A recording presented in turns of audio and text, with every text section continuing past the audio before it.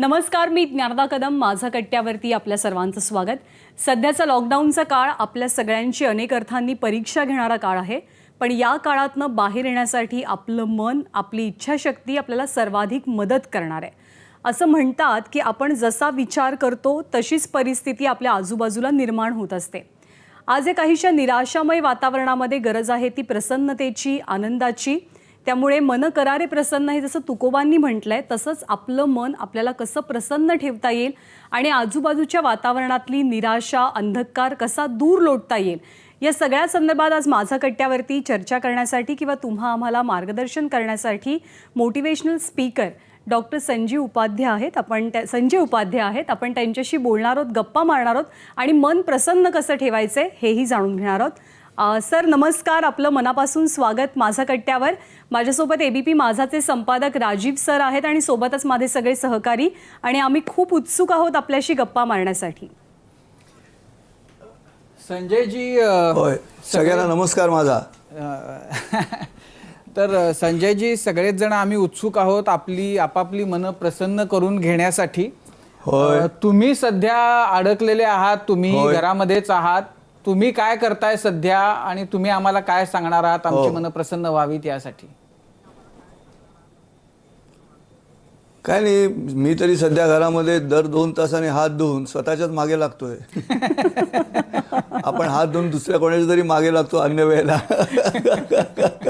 मी हात धुतो आणि माझ्याच मागे लागतो, असं आहे. आणि योग असा आहे की जगद्गुरूंच्या अभंगातली पहिली ओळ घेऊन मी कार्यक्रम करतो, मन करारे प्रसन्न. पण तो अख्खा अभंगच क्वारंटाईनचं एक उत्तम उदाहरण दिलं आहे त्यांनी. कारण मन करारे प्रसन्न सर्व सिद्धींचे कारण, मोक्ष अथवा बंधन, सुख समाधान इच्छाते. आता बघा, एकट्या माणसाचाच हिशोब आहे हा. मने प्रतिमा स्थापिली, मने मन पूजा केली, मने इच्छा पुरविली, मन माऊली सकळांची, मन गुरु आणि शिष्य करी आपुलेची दास्य, प्रसन्न आपण असं गती अथवा अधोगती. आणि त्यामुळे हे आपुलेची दास्य ही जी कल्पना आहे ती आता सध्या सुरू आहे. आणि त्यामुळे कोणी विचारलं मला उपाध्ये कसे आहात, तर मस्त बिंदास 24 तास असं मी उत्तर देतो. सर, आता थोडंसं नैराश्य आलेलं आहे, थोडीशी चिंता आहे, भीती सर्वांना वाटते.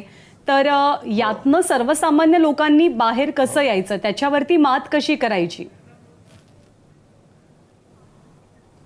म्हणजे पहिला मुद्दा असा आहे ना की मी सकाळी जेव्हा जागा होतो त्यावेळेला मी त्याच आनंदात असतो की मी जागा झालो. मला अनेक लोक विचारतात, उपाध्ये तुम्ही एवढे प्रसन्न कसे काय? तर मी सांगतो की काल रात्री झोपेत परमेश्वराने मला उचललं नाही. वेदना रहित हार्ट अटॅक आला असता तर कळलं पण नसतं सकाळी किती जण आले आणि कुठे घेऊन गेले. प्रश्न असा आहे की मी माणूस म्हणून जागा झालो, हाच माझ्यासाठी पहिला 50% प्रसन्नतेचा क्षण असतो. अगदी सोपं आहे. त्याच्यानंतरचे 25% मी प्रसन्न असतो. याचं कारण असं आहे की आपल्या भारतीय अध्यात्मशास्त्रामध्ये 4 प्रकारचे मृत्यू सांगितलेले आहेत. त्याला पहिला मृत्यू आहे, त्याला दैनिक मृत्यू असं म्हणतात. म्हणजे आपण जे रोज झोपतो त्याला दैनिक मृत्यू असं म्हटलेलं आहे. कारण झोपेत आपण काय करतो आपल्याला कळत नाही आणि मेल्यानंतर आपण काय करतो आपल्याला कळत नाही. म्हणजे माझं लग्न झाल्यानंतर हे शूटिंग करणारे मोबाईल येईपर्यंत माझं आणि बायकोचं रोज भांडण झालं की तुम्ही घोरता म्हणून. आणि मी म्हणायचो मी अजिबात घोरत नाही. वरती मीच तिला सांगायचो की जागत्या नवऱ्याला नावं ठेवायला जागा नाही तर झोपलेल्याला नावं ठेवते म्हणून. पण प्रश्न असा आहे की ती जी स्थिती आहे ती निद्रेची स्थिती सांगितलेली आहे. त्याला दैनिक मृत्यू असं किती सुंदर नाव दिलं बघा. दुसरा जो मृत्यू आहे त्याला अवस्थांतर. एक एक अवस्था मरते माणसाची. म्हणजे बाल्याचं तारुण्य, तारुण्याचं प्रौढत्व, प्रौढत्वाचं वृद्धत्व.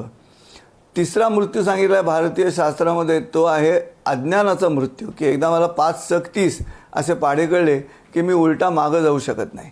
आणि चौथा आपण रेग्युलर म्हणजे चुकून रेग्युलर म्हटलं पण देहाचा मृत्यू. तर प्रश्न असा आहे की 50% पहिला आनंद की मी जिवंत आहे, सकाळी उगवत्या सूर्याचं दर्शन घ्यायला मी जिवंत आहे, पक्ष्यांचे आवाज ऐकायला मी जिवंत आहे, निसर्गातले विविध रंग अनुभवायला मी जिवंत आहे. पहिला आनंद 50% तो. आज रात्री परत दैनिक मृत्यू येईपर्यंत मला खायला प्यायला लिहायला सगळं मिळणार आहे ते 25% हात आले. म्हणजे संजय उपाध्ये 75% पसंत. पुढचे 20% माझंच कर्म परत येतं. मीच आदल्या दिवशी रात्री, आता 14 तारखेपर्यंत लॉकडाऊन झाला आहे म्हणून 15 तारखेला मीच पुष्कळ दिवसांनी बाहेर जाऊन वडापाव खाणार, 2 वडापाव खाणार आणि मग दुसऱ्या दिवशी सकाळी असं खोकणार, परमेश्वरा म्हणणार. परमेश्वराचा काय दोष आहे? हे तुमचंच कर्म परत आलं ते 20%. म्हणजे मला असं वाटतं की 95% श्रोते हो, प्रेक्षक हो, ABP माझ्याच्या मित्रांनो, मला असं वाटतं की कोणालाही WT करण्याचा नैसर्गिक अधिकारच नाही. WT म्हणजे काय? WT म्हणजे काय, तर त्याला वाकडं तोंड असं मी म्हणतो. वाकडं तोंड काय, हल्ली SMS ला छोटे छोटे शब्द लागतात ना. GM, good morning, good night. माणूस मेल्यानंतर राजीवजी श्रद्धांजलीचं वाक्यही पूर्ण लिहायला म्हणे वेळ नाही या लोकांना आणि RIP करून रिप रिप रिप करतात. जो शब्द आकाशातून खाली येणाऱ्या पावसाबरोबर जोडला जातो तो खालून वर जाणाऱ्या माणसाबरोबर जोडायला लागले रिप रिप रिप करून. तर त्यामुळे तर मला असं वाटतं की हे 95% जे आहेत ना, मला ना कोणाचीच गरज नाही माझ्या प्रसन्नतेसाठी. हा मुद्दा सगळ्या प्रेक्षकांनी लक्षात ठेवावा ABP माझ्याच्या, की माझ्या प्रसन्नतेसाठी दुसरी कोणती वस्तूच लागली नाही. मी जिवंत आहे 50%. आज रात्री दैनिक मृत्यू येईपर्यंत म्हणजे झोप लागेस तर खायला प्यायला मिळणार आहे आणि 20% माझंच आदल्या दिवशीचं कर्म परत आलं. जैसी करणी वैसी भरणी. आणि 95%ला कुठेही ॲडमिशन मिळते हो. आणि शेवटी असं आहे की 5% आपण नशिबावर सोडून देऊ. भगवद्गीतामध्ये श्रीकृष्णाने 20% हिशोब सांगितला. मी 5% म्हणतो. दैव चैवात्र पंचमम असा 20% कृष्णाने सांगितला. मी 5% म्हणतो आणि कृष्णाने मला परवानगी पण दिली तशी. माझं नाव संजय असल्यामुळे. आणि आणि हे जे 95% या जगामध्ये कुठच्याच माणसाला अप्रसन्न होण्याचं कारण नाही असं माझं व्यक्तिगत मत आहे. हे एवढं केलं तरी पुरेसं आहे. याचं कारण, यातली सगळ्यात महत्त्वाची बाब अशी आहे की माझ्या प्रसन्नतेला मला दुसरं कारण लागलं नाही. कारण दुसरं कारण आलं प्रसन्नतेला तुमच्या की त्या कारणाचं मरण किंवा त्या कारणाची संपुष्टता ही तुमच्यासाठी अडचणीची ठरणार. तर मला विचारतं उपाधी तुम्ही आध्यात्मिक आहात का? तर मी सांगतो हो मी आध्यात्मिक आहे. तर मला आध्यात्मिक कसे काय तुम्ही? म्हटलं मी कारण नसताना प्रसन्न असतो. आमचा जोशी पण तसाच असतो. आणि ही प्रक्रिया ठेवली ना, हो ना, वा वा वा. आणि ही तशी प्रसन्नता ठेवली ना की तुमचं शरीर ईजमध्ये येतं, EASE. आणि ॲट ईज माणूस जगायला लागतो. आणि जेव्हा तो ईजमध्ये जगतो ना राजीवजी, तेव्हा डिसईज त्याच्या दिशेनं येत नाही. अच्छा. हा सगळ्यात लाफ्टर इज द बेस्ट मेडिसिनमध्ये हा प्रसन्नतेचा मुलगा आहे ते असेल. आणि हा प्रसन्नतेचा मुद्दा लक्षात घेतलं तर पुढचं काम सोपं आहे. आणि तेच मी माझ्या कार्यक्रमातून लोकांसमोर मांडायचा प्रयत्न करतो. लोकही मजेने ऐकत असतात. पण खरं तर आत्ता परिस्थिती अशी आहे की जेव्हा सगळ्यात जास्त तुमच्या सांगण्याची आणि लोकांना हे ज्ञान देण्याची गरज आहे तेव्हा नेमके लोकही अडकून पडलेत, तुम्ही अडकून पडलेले आहात. आणि त्यामुळंच किंबहुना आता अशी परिस्थिती आहे की जे घरामध्ये आहेत ते नुसते असे कसनुसे झालेले आहेत की काय आपल्याला बिग बॉसच्या घरात बंद करून ठेवल्यासारखी आपल्या वाट्याला अवस्था आलेली आहे. या मंडळींच्या बद्दल तुम्ही काय सांगाल? त्यांनी याच्यातनं काय बाहेर येण्यासाठी काय केलं पाहिजे?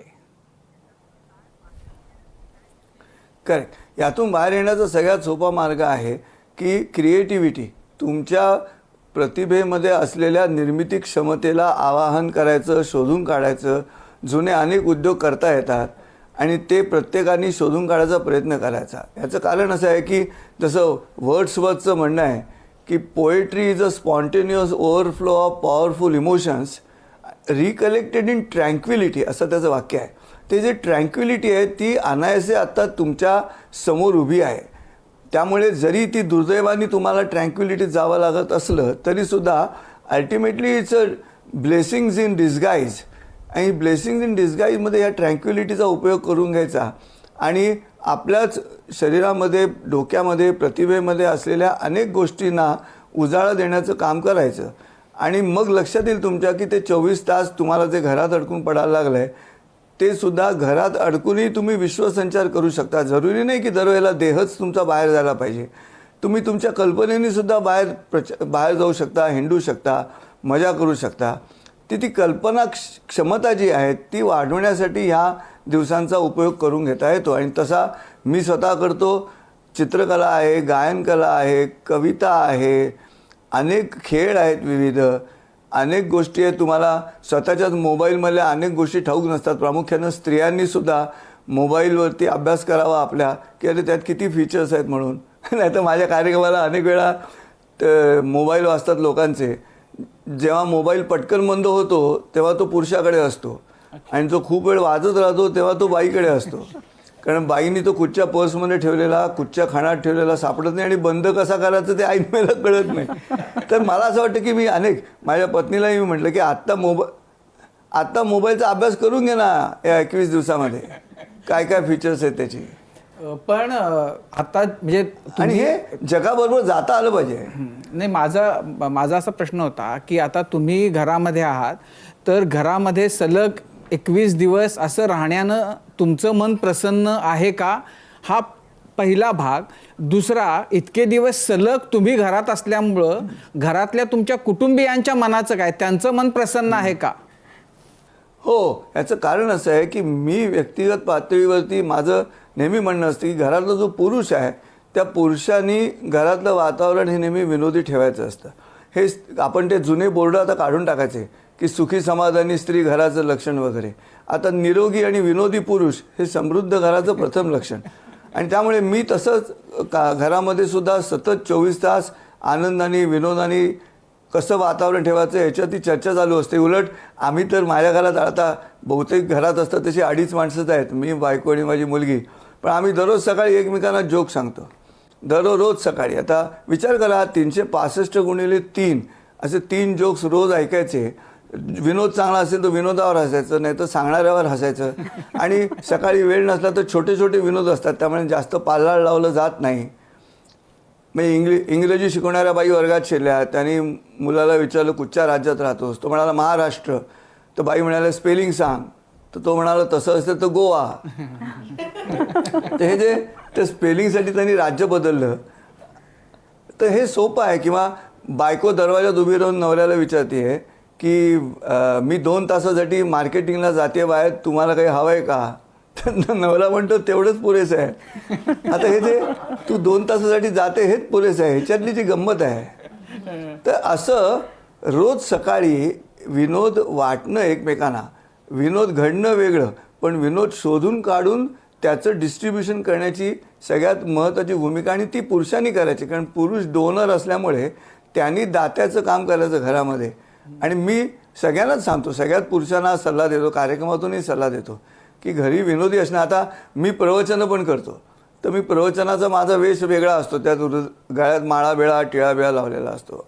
आणि माझ्या मुलीला वडील येऊ पाहिजेत अलीकडच्या काळातले, तर ते मी येताना सगळे माळा बिळा काढून दरवाजा येतो. आणि मग बेल वाजवली आणि मुलीने जर आतून विचारलं हू इज दॅश असं तिने विचारलं, तर मी बाहेरून उभा राहून अशी शिटी मारतो मी. हा जो चेंज ओव्हर आहे, हा चेंज ओव्हर त्या समोरच्या माणसांसाठी आहे. आणि ही परमेश्वरानं आनंदी राहण्याचा दिलेला ट्रिब्यूट हा डिस्ट्रीब्यूट करता आला पाहिजे. आणि प्रत्येक घरामधलं पुरुषाचं हे काम आहे असं माझं अगदी स्पष्ट मत आहे. कारण तोच हे करू शकतो नीट विचार केला तर. संजयजी, आत्तापर्यंत आपण बोलतोय की कसं समाधान मानायचं आपण सकाळी उठल्यापासून. पण असं असतं ना की आता हे 21 दिवस सगळेजण बसलेले आहेत, लॉकडाऊन आहे आणि सगळ्यांना सतावते ती भविष्याची चिंता. मग ते वेगवेगळ्या प्रकारचं असतं की मग हे परत ऑफिसेस उघडल्यावर काय, किंवा काही कामं राहिलेली आहे वगैरे. आता कायमच अशी भविष्याची चिंता ज्यांना असते त्यांना तुम्ही तुमच्या कार्यक्रमातनं कसं मार्गदर्शन करता?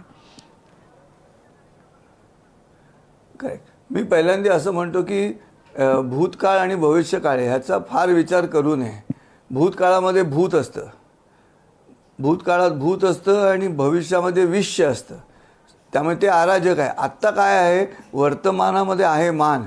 तेव्हा आत्ता हा जो क्षण आहे वर्तमानातला त्याच्यावरती लक्ष केंद्रित करायचं. भविष्यकाळाची चिंता आत्ता वर्तमानामध्ये करायची आणि वर्तमानाचा काळही बिघडवून टाकायचा ह्याची आता आवश्यकता नाही. ह्याचं कारण आपल्याला माहिती नाही आहे पुढचं नेमकं काय आहे ते. त्यामुळे होता होईतो आजचं जे जगणं आहे ते आजच्या जगण्यावरती कॉन्सन्ट्रेशन करून मस्तपैकी आनंदाने मस्त बिनतास 24 तास बायको घरात स्वयंपाक करताना गाणं गात आहे तर त्याच्यावरती निश्चिंत होण्यासाठी तिला सांगायचं की तू किती छान गातेस म्हणून, गात नसली तरी तिला सांगायचं की तू रेडिओवर का नाही गाणं म्हणत. मग ती म्हणते मला कोण रेडिओवर बोलवणार. म्हटलं नाही पण आम्हाला बंद करता येईल असा नंतर विनोद करायचा. मला असं वाटतं की हे 21 दिवसाच्या कोंडलेलं जे मन आहे ते आपण त्याला कोंडलेलं म्हणतो म्हणून अडचण आहे. नाहीतर आमच्या भारतीय अध्यात्मशास्त्रामध्ये हा जो विजनवास आहे त्या विजनवासामधनंच निर्मितीची सगळी प्रक्रिया आहे. अनेक कलांची निर्मिती त्या एकटं होण्यामध्ये ट्रँक्विलिटीमध्येच आहे. फक्त कोणीतरी हे सांगायला हवं अत्यंत विनोदी पद्धतीनं आणि सहज पद्धतीनं, कारण हसल्याशिवाय काही पर्याय नाही. स्माईल हे तुम्हाला सबकॉन्शियस माइंडमध्ये घेऊन जातं आणि हसणं आणि रडणं या दोनच क्रिया आहेत ज्या तुम्हाला सबकॉन्शियस माइंडमध्ये नेतात. आपल्याला रडणं ऑलरेडी समोर ठेवलेलंच आहे जगाने आणि या आत्ताच्या परिस्थितीनं. हसणं जे आहे त्या हसण्यामध्ये तुम्ही गेलात की तुम्ही प्रशिक्षणासाठी योग्य होता. आणि त्यामुळे आता ABP माझाचे मी किती आभार मानू की आत्ता अत्यंत जरी हा क्षण माझ्या मन प्रसन्न करण्याच्या प्रक्रियेसाठी लोकांना सांगण्यासाठी जरी योग्य असला तरी असा क्षण परत येऊ नये. पण ABP माझानी हा अत्यंत उत्तम उपक्रम आता राबवत आहेत मला प्रेक्षकांशी गप्पा मारायला लावून. ह्याचं कारण मी खरंच नित्य प्रसन्नतेमध्ये असतो. मला नेहमी असं वाटत राहतं आणि हे मी घरनं शिकलो. आता घरामध्ये आई वडील आहेत, आजी आजोबा असतात, आई वडिलांकडनं शिकायचं. माझ्या वडिलांकडनं मी शिकलो. त्यांच्या पाठीमध्ये कळ यायची तर ते घे छंद असं गाणं म्हणायचं कळ आल्यावर. मी म्हटलं दादा हे काय करताय. ते म्हणाले नाहीतरी बोंब मारायचीच आहे तर तुम्हाला कशाला त्रास द्या. हा ॲप्रोच जो आहे तो ॲप्रोच महत्त्वाचा. दुसरं तुम्ही तुमची मातृभाषा चांगली करून घ्या. मातृभाषासुद्धा तुमचं करमणूक करते. हो स्वतःची मातृभाषा इतकी सुंदर करमणूक करते. तुम्हाला कोट्या करता येतात. उभा चेहरा करून बसण्यापेक्षा वाईट कोटी परवडली. किमान कोटी करणाऱ्याचा हेतू तरी कळतो की याला आनंदात जगायचं आहे म्हणून. मी माझ्या एका मित्राचं किडनी स्टोनचं ऑपरेशन झालं, मूतखड्याचं ऑपरेशन झालं तर मी त्याला भेटायला गेलो तर तो म्हणाला अरे तुला कसं काय कळलं असं त्याने मला विचारलं. तर तो सिरियस वातावरण होतं वॉर्डामध्ये. मी म्हटलं मला खडा न खडा बातमी आहे. आता त्या एका क्षणात उत्तम कोटी सुचल्यामुळे त्या रूममधलं वातावरण जरी गंभीर होतं तरी ते मावळलं गेलं. आणि माझी तीच इच्छा आहे आता हा जो कार्यक्रम प्रत्येकजण बघताय त्यांनी की ठीक आहे आता करोनाचं संकट सगळ्या जगावरती आलेलं आहे. ते आपल्याही समोर आता उभं आहे, आ वासून उभं आहे आणि आपण त्यातून बाहेर पडण्याचा मार्ग शोधत आहोत. पण अशा वेळेला सत्य जे आहे ते भय निर्माण करत असेल तर त्या भयाला रोखण्याचा सगळ्यात सोपा मार्ग हा आहे की स्वतःच्याच करमणुकीमध्ये सेल्फ एंटरटेनमेंट डिव्हाइस निर्माण करणं. आता मला किशोर कुमारची गाणी म्हणायची सवय आहे तर किशोर कुमारचं गाणं म्हणताना काही वेळेला अडचण येते तर ते एक लडकी भीगी भागी सी सोती रातों में जागी सी मिली एक अजनबी से कोई आगे न पीछे तुम ही कहो ये कोई. आता या गाण्यामध्ये किशोर कुमार एक मध्ये आवाज काढतो. तो आवाज मी आता गेल्या 10 दिवसात शिकलो आणि मग तो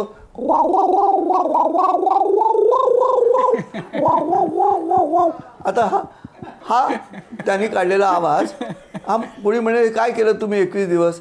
म्हटलं मी एक गाणं माझ्या खात्यात जमा झालं. परवा चीनमध्ये लॉकडाऊन उठल्यानंतर गांभीर्यानं असं बघायला मिळालं की तिथे घटस्फोटाचं प्रमाण खूप मोठ्या प्रमाणात झालं. कैक पटीनं घटस्फोट वाढले. भारतातही काल अशी बातमी आली की लॉकडाऊनच्या काळामध्ये घरगुती हिंसाचार खास करून नवरा बायकोचे भांडण वाढण्याचे प्रमाण आणि त्याच्यानंतर घटस्फोट हे खूप वाढले. तर या दोघांमध्ये ट्युनिंग ठेवण्यासाठी नेमकं काय करायला हवं. दोघांमधलं ट्युनिंग मुळामध्ये ना आमच्या लग्न लागण्यापूर्वीच्या काउन्सिलिंग सुरू करायला पाहिजे. त्या काउन्सिलिंगमध्ये सांगायला पाहिजे की the success of married life lies in the fact that both the parties conveniently misunderstand each other. सोयीस्कर गैरसमजूत करून घेणं ह्याचं प्रशिक्षण लग्नाच्या आधीच द्यायला पाहिजे. आता लग्नानंतरसुद्धा मी नेहमी म्हणतो की आता नवरा बायकोंमध्ये समन्वय साधायचा असेल तर हा जे आर्ट ऑफ लिव्हिंग आहे, LIVING नाही, LEAVING, आर्ट ऑफ लिव्हिंग, सोडून द्यायची गोष्ट आहे. ती सोडून द्यायची कुवत निर्माण करायला लागेल, त्याचं प्रशिक्षण द्यावं लागेल. त्याचं प्रशिक्षण आत्ताही माझा हा कार्यक्रम ऐकत असताना एकमेकांकडे WT करून बसलेले नवरा बायको असतील तर त्यांनी ऐका की शेवटी अल्टिमेटली लग्न हे ना, लग्न ही ड्युटी आहे, लग्न ही ब्युटी नाही. तुम्ही ऐकले कधी राजीवजी की मुलगा वयात आल्यानंतर लोक विचारतात यंदा तुमच्या मुलाला कर्तृत्व आहे का, असं कोणी विचारत नाही. यंदा तुमच्या मुलाला कर्तव्य आहे का असं विचारतात. व्हॉट इज कर्तव्य? कर्तव्य इज ड्युटी. आणि त्यामुळे ड्युटीमध्ये जसं आपला बॉस आपल्याला आवडत नाही तरी आपण ड्युटी करत असतो, तसंच विवाहाकडे बघण्याचं प्रशिक्षण आम्हाला विवाहाच्या आधीच द्यावं लागेल अलीकडच्या तरुण मुलांना. नाही तर काय होतं, 3 BHK 2 BHK एवढ्या जागा असतात आणि नवरा बायको एकमेकाला म्हणतात की हा मला स्पेस देत नाही आणि ही मला स्पेस देत नाही. असं लेख वाचतो मी, मला हसूच येतं की एवढी 1,500 स्क्वेअर फीटचा फ्लॅट आहे आणि हा स्पेस देत नाही म्हणजे काय करतो. प्रश्न असा आहे की जगण्याच्या तुमचा ॲप्रोच, विवाहाकडे बघण्याचा दृष्टिकोन काय आहे, लग्नाकडे बघण्याचा दृष्टिकोन कसा आहे, तर त्याचं प्रशिक्षण द्यायला लागेल. आत्ता तरी आमच्या इथे असं काय झालं आहे, दिसण्यावरती लग्न ठरत आहेत ना म्हणून घटस्फोट होत आहेत राजीवजी. असण्यावरती लग्न ठरली पाहिजेत. सर्वच तरुण वयातली जे मुलं आहेत किंवा मुली आहेत तर त्यांच्याकडे साधने खूप आहेत. म्हणजे की रेग्युलर व्हॉट्सअप असेल, सोशल मीडिया आहे, वेगवेगळे नेटफ्लिक्स वगैरे अशा सिरीजही पाहतात. तरी पण कुठे ना कुठे त्यांना एकटं वाटतं किंवा एक नैराश्य येतं. त्यावेळेस त्यांना वाटतं की नाही, कोणीच नाही आहे आणि त्यातूनच ते ना एकदम इमोशनल होऊन दुःखी होतात. यामागे नेमकं रिझन काय? ह्याचं मूळ कारण आहे पहिल्यांदी जी आत्ममग्नता जी आहे ती आत्ममग्नतेचं रूपांतर क्रिएटिव्हिटीमध्ये केलं जात नाही. ते तसं झालं की मग तसं घडणार नाही. आत्ममग्नता आणि सातत्याने केलेली आत्ममग्नता माणसाला आत्मकेंद्री बनवते आणि आत्मकेंद्रीकडनं मग चुकीच्या निर्णयाकडे पुढे जातात. हे जे मशीन जेव्हा तुमच्याशी एंटरटेनमेंट करण्याचा प्रयत्न करतं, मशीन जेव्हा तुमच्याशी गप्पा मारायचा प्रयत्न करतं, त्यावेळेला वन वे ट्रॅफिक चालू असतं. तुमचीच फक्त इमोशन्स त्याच्याकडे जात असतात आणि मशीनकडनं तुमच्याकडे येत असतं ते इमोशन असतं, ते इमोशन नसतं. हे जे ई-कॉमर्स, ई-सायन्स तसं इमोशन येतं आणि म्हणून तुम्ही वन वे ट्रॅफिकमध्ये आलात की तुम्ही हळूहळू अतिरेकी बनत जाता त्या विषयावरती आणि तिथे ही गडबड येऊन थांबते आज. आणि ती पहिलीपासून शाळांमधनं सुद्धा आम्हाला याच्यावरती चिंतन करून त्यांचं बहुकेंद्री होणं जे आहे मुलांचं, याच्यावरती लक्ष द्यावं लागेल. नाही तर मी कार्यक्रमात नेहमी म्हणतो की शिक्षणाचं झालं दळणाचं जातं असतं तसं जात्याचे 2 दगड म्हणजे आईबाप, खुंटी शासनाचा अभ्यासक्रम, फिरवतात शिक्षक, निवडणुकीच्या कामाला गेले नसले तर, आतमध्ये विद्यार्थ्यांचं धान्य आणि बाहेर पडतंय विद्यापीठ, अशी स्थिती. हे total it's a social work. आणि म्हणून मी 1995 साली नोकरी सोडून हे काम करतो. सर, मला असं विचारायचं आहे की आत्ताच्या काळामध्ये कोरोनाचा जितका धोका आहे तितकाच धोका त्या प्रवृत्तीच्या माणसाचा आहे की जी खूप बेफिकीर आहेत, ज्यांना असं वाटते की मी थोडा वेळ घराबाहेर पडलो तर काय फरक पडणार आहे, मला थोडी कोरोना होणार आहे. तर हे अति आत्मविश्वास, सो कॉल्ड अति आत्मविश्वास असलेले लोक, बेफिकीर प्रवृत्तीचे लोक, यांना तुम्ही सरळ कसं आणता तुमच्या प्रवचनातनं किंवा तुमच्या मन करारे प्रसन्न कार्यक्रमातनं? कार्यक्रमाच्या माध्यमातून हे जे बेफिकीर लोक आहेत किंवा स्वतःला शाणे समजणारी मंडळी आहेत की मीच एकटा शाणा, तर त्यांना मी सांगतो की असे शाणे राहू नका. त्यातून काय होतं तुम्हाला सांगतो. तुम्ही स्वतःला अतिशाणे समजलात की तुमच्या ज्ञान आणि अहंकार या दोन्ही उष्ण गोष्टी आहेत आणि त्या ज्ञान आणि अहंकार उष्ण गोष्टी असल्यामुळे होतं काय, तुमचा जो मज्जारज्जू आहे त्या मज्जारज्जूतल्या 2 मणक्यांमधलं जे लिक्विड आहे ना ते लिक्विड वाळतं का, तर शरीरात उष्णता आल्यामुळे. त्यामुळे मीच शाणा, माझीच कॉलर ताट असं म्हणणारे ना कालांतरानं डॉक्टर सांगतात की मोठी कॉलर लावा. हा आता वर्टिगोचा मुद्दा सुरू झाला तुम्ही स्वतःला शाणे समजल्यामुळे. सायकॉलॉजिकली मी जेव्हा त्यांना असं सांगतो, स्टेजवरनं सांगतो की तुम्ही स्वतःला शाणे समजलेत की गडबड झाली, तर ते स्वतःला शाणे समजू नका. कारण ही अशी परिस्थिती तुम्हीच स्वतःच्या शरीरामध्ये डिसीज निर्माण करताय. तुम्ही स्वतःच्या शरीरामध्ये तुमच्या मज्जारज्जूमधली मज्जा घालवताय आणि मग फक्त रज्जू राहतोय का, तर तुम्ही मी शाणा, मी एकटा शाणा अशी भूमिका घेता, म्हणून अडचण आहे. हा सायकॉलॉजिकल परिणाम आहे स्वतःच्या शरीरावरती होणारा. आणि त्यामुळे विनोदी पद्धतीनं ते सांगितल्यानंतर अनेक माणसं स्टेजवर येऊन भेटून सांगून जातात की यापुढे मी समजवतो स्वतःला शहाणा, पण तसं आता लक्षात आलं माझी काय चूक आहे ती. आणि ही पद्धत आहे, कन्व्हिन्सिंगची पद्धत आहे. तुम्ही कशा पद्धतीनं सांगता ते. आता संतापलेले आजोबा माझ्याकडे आले होते. ते संतापलेल्या की मला पंख्यामुळे झोप लागत नाही. तर ते मेकॅनिकल इंजिनियर होते जुन्या काळातले आणि एकदम स्वतःला सुपर मेकॅनिकल इंजिनियर समजत होते. पण मी जेव्हा त्यांना आईन्स्टाईनचा सिद्धांत सांगितला की म्हटलं आजोबा, आईन्स्टाईन असं म्हणतो की the problem cannot be resolve within the space which has created it. ज्या जागेनं प्रश्न निर्माण केला आहे त्या जागेत त्याचं उत्तर नसतं. तुम्ही तुमच्या पंख्यावर चिडू नका का, तुम्ही पंख्याला आतमध्ये घ्या, पंख्याशी मैत्री करा. मग म्हणाले म्हणजे काय करायचं. म्हटलं तुम्ही बॉक्सिंगची मॅच बघितली का स्पर्धा. तर म्हणजे हो. म्हटलं रिंगमध्ये जो मार खात असतो ना तो सारखा त्या मार देणाऱ्याला मिठी मारतो, मग पुन्हा पंच येतो, तो त्याला दोघांना वेगळे करतो, पुन्हा मारामारी सुरू होते, पुन्हा तो मार खायला लागतो, पुन्हा त्याला मिठी मारतो. तो मिठी का मारतो, तर मिठी मारल्यामुळे त्याला मारता येत नाही.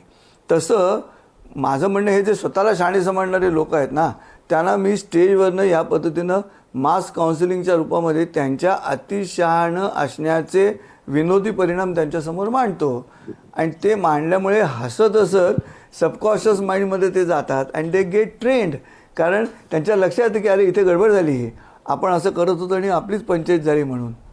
आणि हे अनुभवाने लक्षात आलं पाहिजे. अनुभवाने त्यांनी कसं लक्षात घ्यायचं हे मी माझ्या उदाहरणांमधून सांगतो आणि मग ते शहाणे होतात. आणि अत्यंत मी तर याला व्हर्बल मेडिसिन म्हणतो. उपाध्यायजी, जसं आपण आता सांगितलं की जर का समोरचे कोणी शहाणे समजत असतील तर तुम्ही जे काही त्यांना वर्बल मेडिसिन वगैरे देता, पण मग तुमचा गप्पाष्टक नावाचा कार्यक्रम होता आणि मी असं ऐकून आहे की त्या कार्यक्रमामध्ये तुम्ही लोकांना सुद्धा तुमच्या गप्पात सामील करून घ्यायचा म्हणे, पण नंतर काही असेच बहुधा शहाणे सापडल्यामुळे तुम्हाला ते स्वरूप बदलावं लागलं. तो नेमका काय किस्सा घडला. हो, नाही किस्सा काय झाला की मी समोरच्यानी पण माझ्याशी गप्पा माराव्यात असं मी पूर्वी सांगत असे. पण काय, प्रत्येक ठिकाणी एक स्थानिक बुद्धिमंत असतो आणि तो स्थानिक बुद्धिमंत आपली बुद्धिमत्ता स्थानिकरित्या सिद्ध करण्याचा प्रयत्न करतो. त्यामुळे मूळ कार्यक्रमाचा हेतू बाजूला राहायला लागला. त्यामुळे मग मी एकदिशा मार्ग ठेवला, म्हणजे ट्रॅफिक जाम होत नाही गप्पाष्टकांमध्ये. पण किस्सा असा आहे की वाशीला कार्यक्रम होता आणि दरवेळेला मिनिट टू मिनिट लोकांची एंटरटेनमेंट करण्याचा माझा हेतू नसतो. त्या एंटरटेनमेंटमध्ये थोडं प्रबोधन दडलेलं असतं. आणि प्रबोधन आलं ना की काय होतं मित्रा, प्रबोधन ज्यांच्याकडे पैसे भरपूर आहेत ना त्यांना आता प्रबोधन नको आहे. सर्वे गुणाः कांचनम आश्रयन्ते. त्यामुळे प्रत्येकाकडे पैसा आला की त्याला दुसऱ्यांनी आपल्याला शिकवावं असं कधी वाटत नाही. त्यामुळे माझं प्रबोधन सुरू झालं आणि त्या पहिल्या रांगेतल्या माणसांनी जोरात जांभई दिली. वाशीला कार्यक्रम होता आणि अशी जांभई दिली त्यांनी मोठ्यांनी. तर दिल्यानंतर मी लगेच विषयच बदलला. मी म्हटलं तर बघा, ह्यांनी जांभई दिली, याला इंग्लिशमध्ये नॉन व्हर्बल कम्युनिकेशन म्हणतात. याला ज्ञानेश्वरांनी शब्दवीण संवादीचे असं म्हटलं आहे. त्याने जांभईतून मला निरोप कळवला की उपाध्याय तुमचं बोलणं मला बोरिंग होतं आहे म्हणून. त्याच्यावर तुम्ही म्हटलं आणि मी वाशीमध्ये कार्यक्रम करतो आहे, त्यामुळे चांगला झाला तर तुम्ही म्हणणार वा, नाही तर म्हणणार तर सगळा ऑडियन्स ओरडला शी म्हणून. आता हा काही फार उच्च दर्जाची कोटी नव्हती, पण त्या माणसाच्या लक्षात आलं की आपण आत्ता जे प्री कन्सिव्ड नोशनमध्ये येऊन बसलेलो आहोत तसा हा कार्यक्रम ऐकायचा नाही आहे. आणि मला असं वाटतं की महाराष्ट्रातल्या श्रोत्यांमध्ये हा एक प्रकार सातत्यानं सगळीकडे असतो. आणि ज्ञानेश्वरांनाही ते ठाऊक होतं, माऊलींना ठाऊक होतं, समर्थ रामदासांना ठाऊक होतं की महाराष्ट्रातले श्रोते कसे आहेत. त्यामुळे ज्ञानेश्वरीत त्यांनी म्हटलं, ज्ञानेश्वरांनी की जैसे शारदीयेचे चंद्रकळे माझी अमृतकण कोवळे, ते वेचिती मने मवाळे चकोरत लगे, तियापरी श्रोता अनुभवावी हे कथा, अति हळुवार पण चित्त आणू नये. असं ह्यांना आधी सांगायला लागलं, समर्थ रामदासांना आधी सांगायला लागलं की तुम्ही श्रोते जगदीश मूर्ती, तेथे माझी व्युत्पत्ती किती, बुद्धिहीन अल्पमती सलगी करतो. म्हणजे मैत्री करण्याचा मुद्दा आला. आणि त्यामुळे गप्पाष्टकामध्ये मी सुरुवातीला गप्पा मारा असं म्हटल्यानंतर कित्येक वेळा काय व्हायचं, अतिशय उत्तम विनोद घडला ना तरीसुद्धा माणसं असं स्टेजकडे तोंड करून माना हलवायची. म्हणजे त्यांच्या चेहऱ्यावरती असे भाव असायचे की हा बोलणारा हळूहळू माझ्या स्टँडर्डला येतोय. मी एक विशिष्ट इंटेलेक्च्युअल स्टँडर्ड घेऊन आलेलो आहे आणि आता हळूहळू माझ्यापर्यंत पोचेल असा जो ऑडियन्स होतो. आणि राजूजी तुम्हाला सांगतो, मी जवळजवळ 3 वर्ष मी जादूचे प्रयोग व्यवसाय म्हणून केलेत. आणि आम्हा जादूगारांना ट्रेनिंग असतं की प्रेक्षकांमध्ये नजर टाकायची आणि त्यांच्यातला बावट माणूस शोधून काढायचा. त्यामुळे व्हायचं काय की मला हा जो क्रिटिकल ऑडियन्स आहे ना, त्याला मी आधीच हेरतो पहिल्या अर्ध्या तासामध्ये. तुम्हालाही सांगून ठेवतो, तुम्ही पत्रकार आहात ना, नेहमी लक्षात ठेवा, हाताची घडी अनवटी खाली आणि डोळे वर असा जो आहे तो तुमच्याबरोबर नाही, हे लक्षात ठेवा.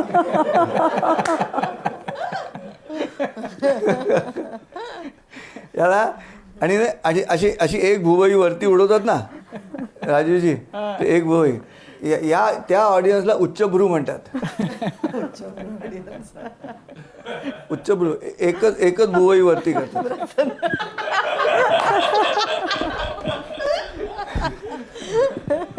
तुम्ही आता आणि गेले खरं काही सांगू वेळ तुम्हाला, प्रकृतीसाठी आता बोला. नाही, उपाध्यक्षजी तुम्ही गेला काही वेळ सांगताय मन कसं प्रसन्न ठेवायचं, पण कोरोनामुळे आता 21 दिवस लोक लॉकडाऊन आहेत, म्हणजे अजून एक 8-10 दिवस उरलेले आहेत, तर ते सतत त्यांची दिनचर्या 30 असते, तर ते कदाचित बोर होऊ शकतात. तर मन प्रसन्न करताना तुम्ही पण तेच ते म्हणजे त्या गोष्टी करून तुम्हाला पण कधी बोर होतं का? आणि अशा बोर झाल्यानंतर काय करायला पाहिजे अशा पद्धतीनं काम करताना? सगळ्यात सोपा उपाय आहे याच्यावरती. तुम्ही सगळ्यांनी पण, तुम्ही आता सतत पत्रकारितेच्या राज्यामध्ये हिंडणारी मंडळी आहात, तुम्हाला सतत एंटरटेनमेंटचा मुद्दा हवा आणि सतत एंटरटेनमेंट केली तरच ते शक्य आहे. मला आत्ता तुमचा कॅमेरामन इथे आलेला आहे विजय, तर विजयला आल्यानंतर विचारलं तर काय तुम्ही चहा घेणार काय घेणार, तर त्यांनी इतकं सुंदर उत्तर दिलं. विजय म्हणाला की करोनाला काय योग्य असेल ते द्या, असं त्यांनी सांगितलं. मला गंमत वाटली की अशा पद्धतीनं मी म्हटलं मग तुम्ही गरम गरम चहाच घ्या. मी विजयला म्हटलं की मला आवडलं तुझं उत्तर. का तर त्या क्षणाला गेटिंग एंटरटेन ही जी संकल्पना आहे, तिथे आता माणसांची संख्या कमी झाल्यामुळे हा डिव्हाइस तयार करायला लागेल. त्यामुळे जे आता तुमच्या आत्ताच्या शेवटचा जो प्रश्न विचारला त्याला प्रेक्षकांमधनं जो प्रतिसाद आला असेल की नाही बरोबर आहे, हा प्रश्न योग्य आहे, त्यांना माझं सांगणं आहे की फाइंड आउट 14 विद्या आणि 64 कला आहे. तो 21 दिवसामध्ये तुम्हाला 5 कला जरी मिळाल्या तरी बस झालं. 64 कलांचा कुठे विचार करताय? गेट एंटरटेन, स्वतःहून तयार करा. तुमच्या कार्यक्रमाचं वेगळे पण असं की अनेक म्हणजे आपण कार्यक्रम असे एक पात्री कार्यक्रम जे बघतो तर ते त्याच्यामध्ये जो कार्यक्रम सादर करणारा असतो त्याच्या बऱ्याच मुवमेंट्स असतात, अंगविक्षेप असतात, अभिनय असतो. तुमचा कार्यक्रम मात्र मी बघितला तो असा होता की एकदा तुम्ही ठाण मांडून बसलात की मग म्हणजे बसून जागेवरून न हालता सलग 2 तास 2.5 तास तुम्ही कार्यक्रम सादर करता. ह्या फॉर्मॅटच्या बद्दल तुम्ही काय सांगाल? आणि तुम्ही परदेशामध्येही अमेरिकेलाही असेल अनेक बाकीच्या ठिकाणी तुम्ही गेलात, संस्मरणीय ठरेल असे अनुभव तुम्हाला काय सांगता येतील, कोणते आठवतात? संस्मरणीय होईल असा कार्यक्रमामध्ये एक तर मी मांडी घालून बसून, कारण गप्पाष्टक असं नाव होतं आणि मांडी ठोकून गप्पा मारण्याचा विषय असल्यामुळे हे आता अलीकडच्या काळात आपण जेवण आणि गप्पा या उभं राहून मारायच्या गोष्टी झाल्या. पण मला पूर्वीपासून मांडी घालून बसून गप्पा मारणं हा त्यातला पहिला मुद्दा. म्हणजे काय होतं, कंटेंटवरती लक्ष जास्त येतं. माणूस उभा राहून फिरायला लागला इकडे तिकडे की त्याच्या हालचालींकडे लक्ष जाते जास्ती. आणि त्यापेक्षा नुसतं बसून सिट डाऊन कॉमेडी, आणि त्यातसुद्धा ॲक्टिंग नाही, दुसऱ्याची नक्कल नाही, फक्त कंटेंटवरती लोकांना पकडायचं. आणि त्यामुळे अमेरिकेसारख्या तिथे गेल्यानंतर होतं काय, पुन्हा तोच मुद्दा होता, सर्वे गुणः कांचनम आश्रयंतेचा. सगळे ज्ञानी समोर असायचे, पण हळूहळू त्यांच्या लक्षात आलं जेव्हा का कंटेंटवरती सगळ्या गोष्टी पकडल्या जात आहेत. त्यावेळेला मिनिओपोलिससारख्या शहरामध्ये सकाळी कार्यक्रम सुरू झाला माझा, तो 10 ते 12 कार्यक्रम झाला. आणि मला राजूजी अत्यंत अभिमानाने सांगतो, मला वन्स मोर आला, त्याच ऑडियन्सचा वन्स मोर आला. गाण्याला कसा वन्स मोर येतो 3 मिनिटाच्या, तसा वन्स मोर आला. आणि म्हणाले तुम्ही परत कराल का कार्यक्रम? तर मी म्हटलं पण तुम्हाला चालणार आहे का बाकीच्यांना? त्यामुळे सगळ्यांनी हात वर करून सांगितलं चालणार आहे म्हणून. आणि मी परत 15 मिनिटाचं मध्यंतर घेऊन मी परत 2 तास बोललो आणि ते 2 तासाचं मॅटर सगळं वेगळं होतं. पण हा माझ्या आयुष्यातला सगळ्यात संस्मरणीय कार्यक्रम अशासाठी की गाण्याला वन्समोर येतो तसं 2 तासाच्या गप्पाष्टकाला वन्समोर आला. चांगल्या अर्थानं संस्मरणीय म्हणता येईल असं आहे. पण ज्याच्यामध्ये फजिती झाली अशा अर्थानं लक्षात राहिलेला कार्यक्रम कुठला होता? फजिती एकपात्री कार्यक्रमामध्ये सहसा फजिती मी नम्रपणे सांगतो की फजिती झाली नाही. याचं कारण असं आहे की माझं स्क्रिप्ट ठरलेलं नसतं. माझं स्क्रिप्ट इम्प्रॉम्प्टू असतं. मी ऐन वेळेला बदलत जातो. माझ्या लक्षात येतं की आता ऑडियन्स माझ्याबरोबर नाही, तर त्यांना माझ्या बाजूला वळण्यासाठी काय ॲड करायला लागेल ते विविध मार्ग माझ्याकडे देवदयेनं उपलब्ध असल्यामुळे निवेदनामध्ये मात्र ऑर्केस्ट्रामध्ये शास्त्रीय संगीताच्या गाण्याचं निवेदन करताना एकदा फजिती झाली माझी. माझं रागाविषयी बोलत असताना तिथे त्या गायकांनी गाण्याच्या पुढे भिन्न षड्ज असं लिहिलं होतं आणि मला वाटलं ते रागाचंच नाव आहे आणि मी जाहीर करून मोकळा झालो आणि सगळेच हसले, कारण सगळे शास्त्रीय संगीत ऐकणारी मंडळी समोर होती. त्यामुळे मग त्याच्यानंतर मी परत शास्त्रीय संगीताच्या गाण्याचं निवेदन केलं नाही. पण त्यावेळेला एकदा मात्र ती फजिती झाली की ते पिलू रागातलं गाणं होतं आणि मी गाताना राग भिन्न षड्ज असं अगदी अनाऊन्स केलं IT मध्ये आणि नंतर ते सगळे हसले त्याच्यावरती. तर पण व्यक्तिगत एकपात्री कार्यक्रमामध्ये मात्र खरंच अगदी प्रामाणिकपणे सांगतो की मी बदलत असल्यामुळे फजिती व्हायची वेळ येत नाही. फजिती तिथे होते कलावंताची जेव्हा त्याचं स्क्रिप्ट पक्कं असतं आणि समोरचा त्याला मान्य नसतं तेव्हा. पण माझ्या बाबतीमध्ये मीच बदलत असल्यामुळे सतत आणि ऐन वेळेला सुचत जातो. अनेक गोष्टी सुचत जातात देवदयेनं. स्टेजवरती बसल्या बसल्या सुचत जातात. उपाध्यायजी, तुम्ही मगाशी म्हणालात की तुम्हाला तुमच्या विषयांमध्ये राजकारण समाजकारण सुद्धा असतं. थोडासा आत्ताच्या सगळा आपला जो टोन आहे त्याला थोडासा वेगळा, मी तुमच्या कार्यक्रमाकडे थोडंसं वेगळ्या परिप्रेक्ष्यातून बघायचा प्रयत्न करतो. तर प्रश्न असा आहे की तुमच्या या गप्पाष्टकबद्दल, तुमच्या कार्यक्रमांबद्दल एक लेख काही वर्षांपूर्वी लोकप्रभा का साप्ताहिक सकाळमध्ये आला होता आणि त्यामध्ये संजय उपाध्याय यांचा हिंदुत्वाचा फुतकार अशा आशयाचा तो लेख होता. तर तुम्ही काय मांडू पाहत असता? तुमच्या कार्यक्रमाचं स्वरूप विनोदी असेल, त्याच्या आवरणाखाली तुम्ही काय नेमकं सांगत असता आणि ती तुमची विचारधारा आहे का? नाही, करेक्ट नाही.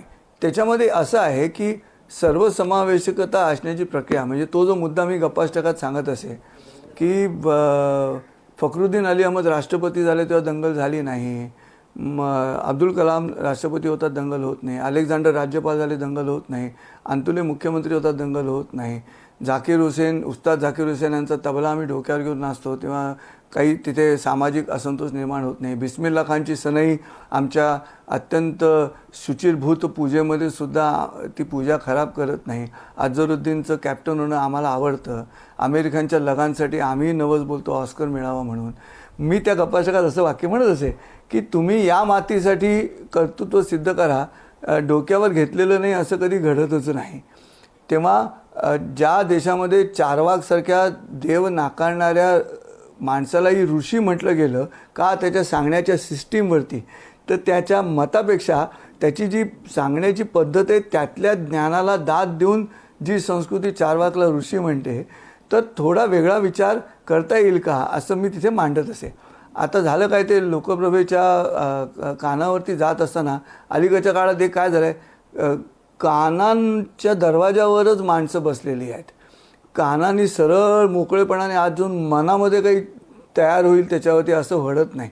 कानावरती आत शिरतानाच सगळे आपापली मतं घेऊन, मतं आता मनात नाही आहेत, आता मतं माणसांची कानात आहेत. त्यामुळे माझं तसं काही कुठचाही क्लू द्यायचा किंवा असं अंडरकरंट काही नव्हतं. मी फक्त म्हणत होतो की अरे इतक्या राष्ट्रपतींमधल्या म्हणजे बहुसंख्य आणि अल्पसंख्य विचार करत तर राष्ट्रपती कोण झाले असं विचार केला तर मला असं वाटतं की जरा वेगळ्या पद्धतीनं सगळ्याच बुद्धिमंतांनी या घटनेकडे विचार करायला हवा असं मी तिथे राजकारणावरती विषयत असताना, कशासाठी ते एकत्र येण्यासाठी. मग त्यात ज्ञानेश्वरीचं मी उदाहरण देत असे की ज्ञानेश्वरीच्या पहिल्या अध्यायामध्ये अली नावाचा शब्द आहे आणि अलीचा संस्कृत शब्दाचा अर्थ आहे भुंगा, भ्रमर. आपल्या याच्यात नाट्यसंगीत पण आहे, लोभी अली हा मकरंद सेवा लुटण्याचे आला. आता मी विरोधी पद्धतीनं मला गंमत वाटायची की मी म्हणायचो की अलीला मोह कशाचा आहे तर मधाचा मोह आहे. आता हे तिन्ही शब्द एकत्र केले तर तो मोहम्मद अली तयार होतो. असं मी जेव्हा प्रेक्षकांना गंमत वाटायची की अरे मोह, मध आणि अली हे 3 संस्कृत शब्द एकत्र येऊन कुठेतरी एक होण्यासाठी माझा प्रयत्न असायचा की असं विभागणी न होता, विभक्त न राहता भक्त होण्याची क्रिया, डिवोट करण्याची प्रक्रिया मी मांडायचा प्रयत्न करत असे गप्पाष्टकाच्या माध्यमातून. पण आता पुन्हा असं त्याच्यानंतर मग मी ते हळूहळू कमी केलं, कारण ऐकणाऱ्याच्या कानामध्ये प्री कन्सिव्ड नोशन जर असेल तर मग माझी पंचायत व्हायला लागली. आणि त्याचा परिणाम होता लोकप्रभेतल्या त्या लेखामध्ये की गप्पाष्टकातला हिंदू फुतकार असं त्याचं टायटल होतं. तर आता समटाईम्स मी असा विचार करतो की अरे आपला हेतू आणि त्या एंडला रिसीव झालेली घटना, तर मी माझी जागा सोडायला पाहिजे, मी माझी जागा सोडून त्यांच्या जागेवर जायला पाहिजे. आणि त्यांच्या ठिकाणावरनं मी माझ्याकडे बघितलं की अरे हां, इकडनं मी असा दिसतोय असं मला कळालं, मला माझी जागा सोडायला लागेल. आज काय होतं, माणसं आपापली जागाच सोडत नाही, म्हणून अडचण आहे. संजय उपाध्याय 12x12 म्हणजे 12x12, तर तो त्याचं 16x9 नावाचा जो माणूस, 16x9 साईजचा माणूस जर समोर आला तर 12x12नं 16x9च्या मनासारखं करायला हरकत नाही, 16x9नं 12x12च्या मनासारखं करायला हरकत नाही. का, क्षेत्रफळ एक आहे ना, 12×12 44 आहे, 16×9 44 आहे, 144 एरिया सेम आहे. गप्पाष्टकाचा मूलभूत हेतूच एकमेकांना एकत्र आणणं आणि मैत्री निर्माण करणं असा होता आणि अजूनही तसाच आहे, करतो तेव्हा.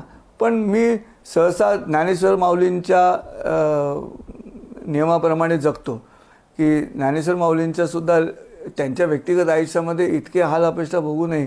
त्यांच्या ज्ञानेश्वरी, चांगदेव 65, अमृतानुभव, हरिपाठाचे अभंग, श्रोतेहो मित्रांनो, कुठेही दुसऱ्याबद्दल तक्रार नाही. आपल्या व्यक्तिगत भूतकाळातल्या आयुष्याबद्दल कणभरही तक्रार नाही. इथे भूतकाळातल्या आयुष्याबद्दल तक्रारींच्या कादंबऱ्या प्रसिद्ध होतात, त्या भरपूर पैसेही कमवतात. पण मला ज्ञानेश्वर माऊली त्याच्यासाठी आवडतात, जगद्गुरू त्यासाठी आवडतात. का, कायमी पामर जाणे अर्थभेद वदवी गोविंद त्याची वदे, आपुल्या बळे नाही मी बोलत, सखा कृपावंत वाचा त्याची. शेवटी मी सुद्धा माझ्या या बोलण्याच्या कसबाचा ट्रस्टी आहे राजीवजी. आणि ट्रस्ट असला ना की रस्ट येत नाही. प्रत्येकानं आपली जी कुवत आहे ना, त्या कुवतीचं ट्रस्टी झालं ना की अडचण येते. आपण काय करतो, ॲसेट करतो आपल्या कुवतीला, आणि ॲसेट केला की दरवर्षी 10% डिप्रिसिएशन बॅलन्स शीटमध्ये, 10 वर्षात संपला विषय. तर तसं होऊ नये अशी माझी भूमिका होती. त्यांनी बरोबर आठवण काढली, बरं वाटलं. खूप जुनी आठवण मला काढून दिलीत लोकप्रभेची. पण मी त्यातून काउंटर आर्ग्युमेंटमध्ये गेलो नाही असं मला म्हणायचं आहे. मी शेवटी ही सगळीच मतप्रदर्शन, विरोधी मतप्रदर्शन करणारी मंडळीसुद्धा माझीच मंडळी आहेत, ही भूमिका आपलीच मंडळी, ही भूमिका घेतल्याशिवाय पुढेही जाता येत नाही हो. आणि तशी घेतली तरच शक्य आहे ना. सर, आपण अनेक प्रयोग करता किंवा आत्ता आपल्या बोलण्यातनं दिसतं किंवा जाणवतं की तुम्ही माणसांचं कदाचित खूप छान निरीक्षण करता. तर माणसांच्या बोलण्याच्या लकबी हेरता, शारीरिक लकबी हेरता, तो अभ्यास कसा करता तुम्ही? आणि अशा कुठल्या लकबी आहेत का कुठल्या व्यक्तीच्या की ज्या खूप छान लक्षात राहिल्यात तुमच्या? हो, आता डोळे मिचकावण्याची क्रिया, असं करायची क्रिया आहे, तर ती क्रिया माणसांची लक्षात राहते. किंवा मला स्वतःला मी हसायला लागलो की माझा एक डोळा बारीक होतो. तर मी आता ती लकब म्हणून नंतर प्रसिद्ध झाली. पण पूर्वी शाळेमध्ये मी मारच खाल्ला, हा डोळा मारतो म्हणून. पण हसताना तो डोळा बारीक व्हायचा. तर माणसांच्या बाबतीमध्ये रीडिंग करत असताना सतत चिडणारा माणूस, म्हणजे काही बोललं तरी तो भडकलेला असतो, तर त्याचं भडकणं आपल्याला कित्येक वेळा आनंद देत राहतं. त्याचं चिडणं, हा चिडला कसा नाही असं तो आपल्याला जाणवू देत नाही. आणि मी त्याच्या चिडण्याकडे सुद्धा त्याच पद्धतीनं बघतो की अरे हे त्याचं कॅरेक्टर आहे. शेवटी मॅडम, तुम्हाला मॅडम काय म्हणू मी, पण एक गोष्ट लक्षात घ्या, इट्स अ ह्युमन क्रॉप, कळलं का? त्यामुळे it's a human crop. Sanjay Upadhyay, आता बासमती तांदूळ आहे, तर बासमती तांदूळाला काही आपण इडलीसाठी वापरत नाही. इडलीसाठी जाडा तांदूळ वापरतात, तुम्ही उकडा तांदूळ वापरतात, आणि उकडा तांदूळ बिर्याणीसाठी वापरत नाहीत. शेवटी प्रत्येक त्या ह्युमन क्रॉपचं हे ठरलेलं आहे, त्याचं जे प्रयोजन आहे अस्तित्वाचं ते ठरलेलं आहे. ज्ञानेश्वर माऊलींची अत्यंत उत्तम उभी आहे की का साळीचा कणू म्हणे मी नुगवे साळीपणे, मी न उगवे साळीपणे. आता उदाहरण सोपं करून सांगतो. आंब्याची बी आहे, आंब्याचं बाठ आहे, ते आपण जमिनीमध्ये पेरली बाठ.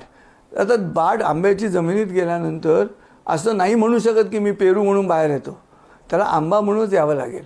ते कृष्ण जे अर्जुनाला सांगतो त्याचा अतिशय सुंदर दृष्टांत ज्ञानेश्वर माऊलींनी दिला. त्यामुळे संजय उपाध्ये ह्याच्या किंवा कोणाही माणसाच्या लकबींमध्ये त्याच्या अस्तित्वाचं प्रयोजन दडलेलं आहे. आणि I try to find out that. आणि ते एकदा मिळालं की मग त्याच्याबरोबर ट्रान्झॅक्शन करणं, त्याच्याबरोबर संवाद करणं सोपं जातं की नाही ह्या माणसाबरोबर ही पद्धत आहे का, he is meant for it. हा त्याच्यासाठीच उपयोग आहे त्याचा. आणि असं प्रत्येकाने एकमेकांबरोबर प्रत्येकाचा उपयोग समजून घ्यायचा प्रयत्न करायचा. आणि मी तसं रिडिंग करत राहतो सतत.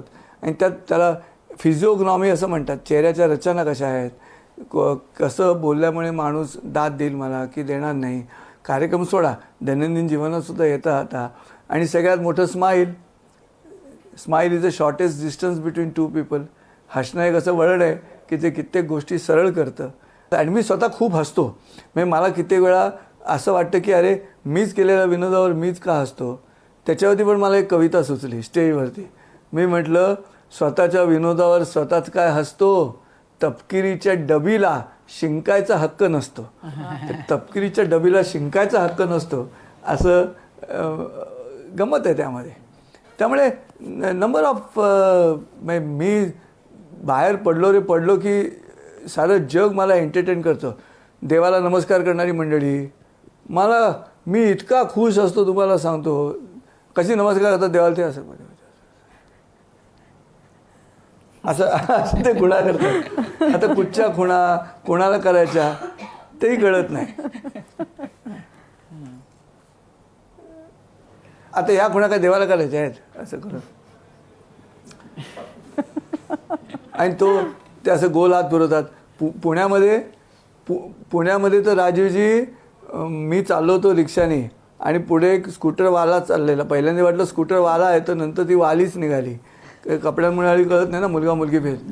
तर सिग्नल बिग्नलची काही पद्धत नाही. तर रस्त्याच्या मधोमध ती थांबली हो स्कूटर तिची. आणि अशी मान करून तिने अशी मान हलवली आणि पुढे गेली. मी रिक्षाला विचारलं काय रे केलं तिने. तो म्हणाला परीक्षा चालू आहेत. तिने दगडूशेठ गणपतीला नमस्कार केला. अरे बापरे, मी इतका हसलो ती पद्धत बघून. आणि तो म्हणाला रिक्षावाला म्हणा हसलात का.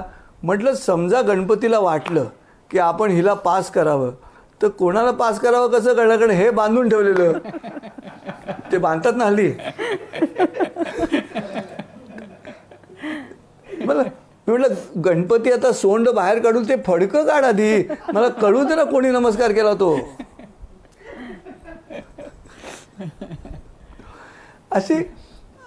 असं ते त्या क्षणाला त्या सुचत राहतं आनंदाने. मजा येते त्या सुचण्यामध्ये. इम्प्रॉम्प्टू सुचतं याचं कारण ते स्क्रिप्ट ठरलेलं नसतं म्हणून सुचतं. सर आपण कार्यक्रमाच्या अगदी शेवटाला आलोय, पण तुम्ही कुठली तरी कविता बहुधा सादर करणार आहात, आम्हाला काहीतरी सांगणार आहात की जी कार्यक्रम संपण्यापूर्वी आम्हालाही ऐकायला खूप आवडेल. आम्हाला त्याची उत्सुकता आहे.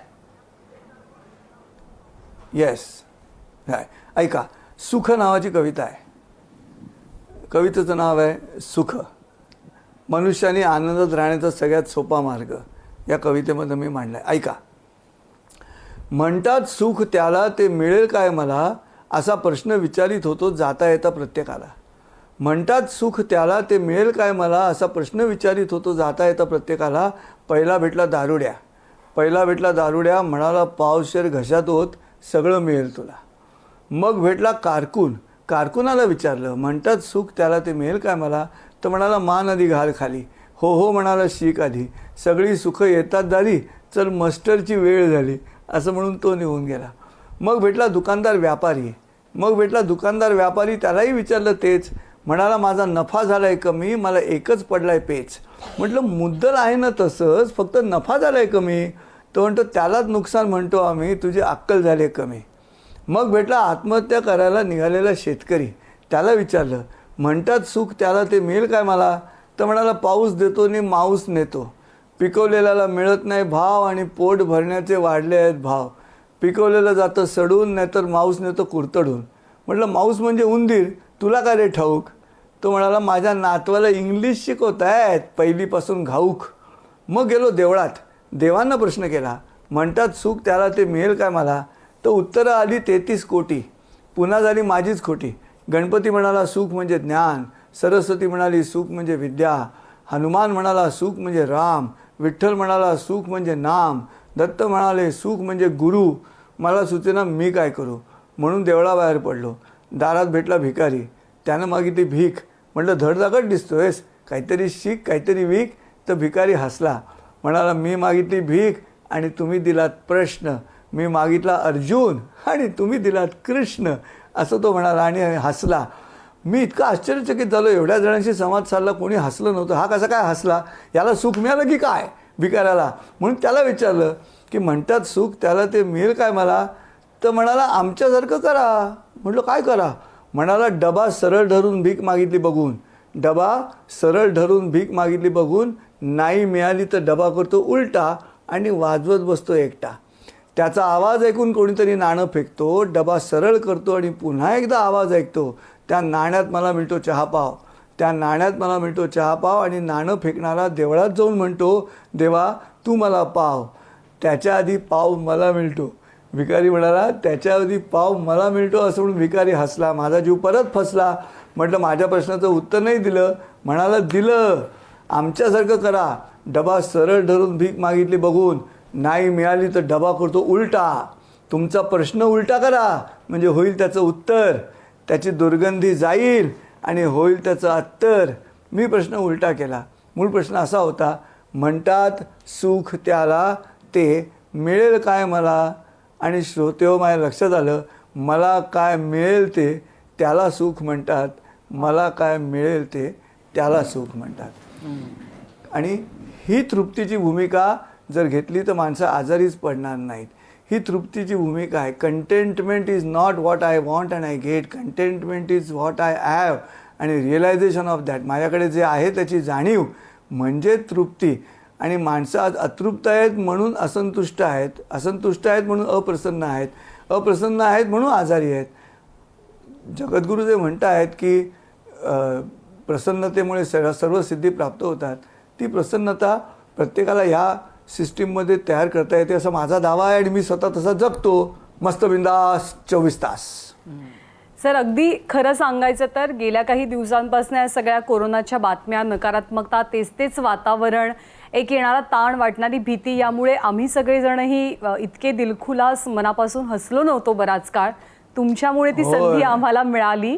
आणि तुमच्याच भाषेत सांगायचं झालं तर आपले जे प्रेक्षक कदाचित कुणी बसणार नाही खरं तर, पण कुणी WT करून हा कार्यक्रम बघायला सुरुवात केली असेल तर कार्यक्रमाच्या शेवटी नक्कीच सगळ्यांचे चेहरे अगदी हसरे झालेले असतील, फुललेले असतील, चिंतामुक्त असतील, याच्याबद्दल मलाही खात्री, आम्हाला सगळ्यांनाही खात्री आहे. आपले मनापासून आभार. आपण वेळ दिलात आणि छान हलके फुलके क्षण अनुभवता आले आम्हाला सगळ्यांना. मी आपले आभार मानतो. प्रामुख्यानं राजीवजी आपले मनपूर्वक धन्यवाद की आपण मला हा जो मुद्दा सोशल रिफॉर्मेशनसाठी मी विनोदी पद्धतीने जगत आहे, तो सगळ्यात महत्त्वाचा दुवा प्रेक्षकांचा तुम्ही मला ABP माझाच्या माध्यमातून उपलब्ध करून दिलात. त्याबद्दल मी अत्यंत ऋणी आहे आपल्या सगळ्यांचा. मॅडम आपणही अतिशय उत्तम पद्धतीने कंडक्ट केलं आणि मित्रांनीसुद्धा अत्यंत मनमोकळे प्रश्न विचारले, मला आवडले, मजा आली. थँक्यू. संजय सर पुन्हा एकदा आपले आभार. आणि आज आपण माझा कट्ट्यावरती इथेच थांबतोय. ताज्या बातम्यांसाठी पाहत रहा ABP माझा.